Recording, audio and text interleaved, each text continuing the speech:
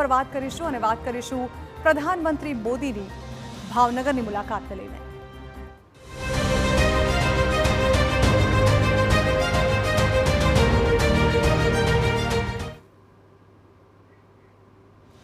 વાત કરીએ આત્મનિર્ભર બની રહેલા ભારતની અને વડાપ્રધાન નરેન્દ્ર મોદીના આહવાનની। તો અમેરિકાની ટેરિફની ધમકીઓ અને અમલ બાદ પણ ભારતે પોતાનું વલણ મક્કમ રાખ્યું છે અને એટલે જ વડાપ્રધાન નરેન્દ્ર મોદીએ આજે ભાવનગરમાં પોતાની મુલાકાત દરમિયાન એક વાત સ્પષ્ટ કરી કે ભારતે હવે આત્મનિર્ભર બનવું અનિવાર્ય બની ગયું છે। એટલે જ ચીપ હોય કે શિપ આપણે ભારતમાં જ બનાવવા પડશે। ત્યારે જાણીએ મોદીની ભાવનગરની મુલાકાતમાં બીજું શું શું થયું।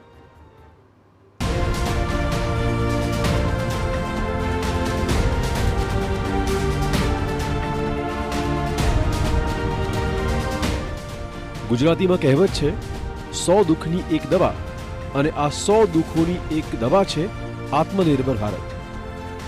આપણે ત્યાં ગુજરાતીમાં કે ભાઈ 100 દુઃખોની એક દવા, 100 दुखों की एक ही दवाई है और वो है आत्मनिर्भर भारत। તો આજ છે વડાપ્રધાન મોદીની વાતનો અને ભાવનગરની મુલાકાતનો સાર। શનિવારે પીએમએ ભાવનગરની મુલાકાત લીધી। દરમિયાનમાં તેમણે રોડ શો પણ કર્યો।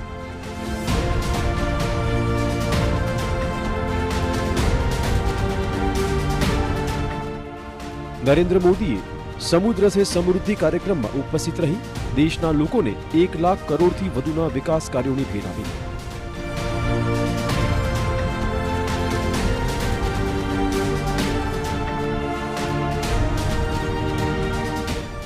ચીપ હોય કે શીપ ભારતમાં બનાવવા પડશે। છેલ્લા કેટલાક સમયથી ભારત અને અમેરિકા વચ્ચે સંબંધોમાં તિરાડ અનુભવાઈ રહી છે। એની પાછળ પણ મુખ્યત્વે તો વ્યાપાર અને આર્થિક વ્યવહાર જ મહત્વનો સાબિત થઈ રહ્યો છે। ત્યારે વડાપ્રધાને આ વિશે દેશનું વલણ સ્પષ્ટ કરતા દૂરંદેશીની વાત કરી। તેમણે કહ્યું કે વર્ષ 2047 સુધીમાં વિકસિત થવા માટે ભારતનું આત્મનિર્ભર બનવું જરૂરી છે।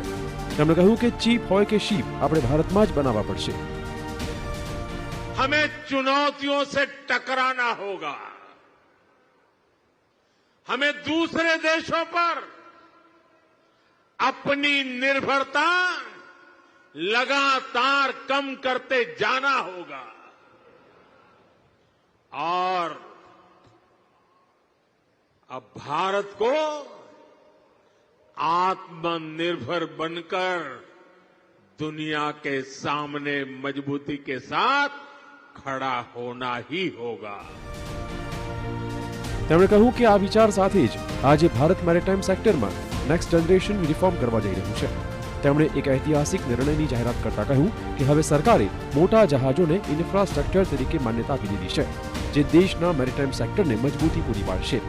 દરમિયાનમાં વડાપ્રધાને કોંગ્રેસ સરકારની કામગીરી પર આગ્રહ પ્રહારો કર્યા। તેમણે કહ્યું કે આઝાદી પછી કોંગ્રેસે દેશની દરેક ક્ષમતાને અવગણી। ઉપરથી કોંગ્રેસની સરકારે દેશને લાયસન્સ કોટા રાજમાં ફસાવી રાખ્યો અને દેશને વૈશ્વિક માર્કેટથી અલગ થલગ રાખ્યો જેનાથી યુવા ધનને મોટું નુકસાન પહોંચ્યું। જીએસટીમાં ઘટાડાથી બજારોમાં રોનક વધશે। વડાપ્રધાને ભાવનગરના લોકોને સંબોધતા કહ્યું કે તેઓ એવા સમય અહીંયા આવ્યા છે કે જ્યારે નવરાત્રીનો પર્વ શરૂ થવાનો છે। આ વખતે જીએસટીમાં ઘટાડાના કારણે માર્કેટમાં વધુ રોનક જોવા મળશે। 6 लाख करोड़ रुपए विदेशी शिपिंग कंपनियों को शिपिंग सर्विसेज के लिए देता है, किराया देता है। ये आज भारत का जितना डिफेंस बजट है करीब करीब उतना पैसा किराए में दिया जा रहा है।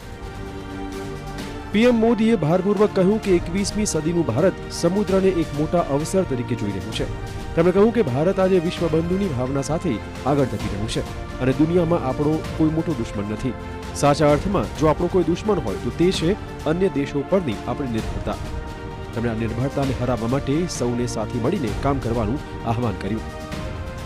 Bureau report TV9।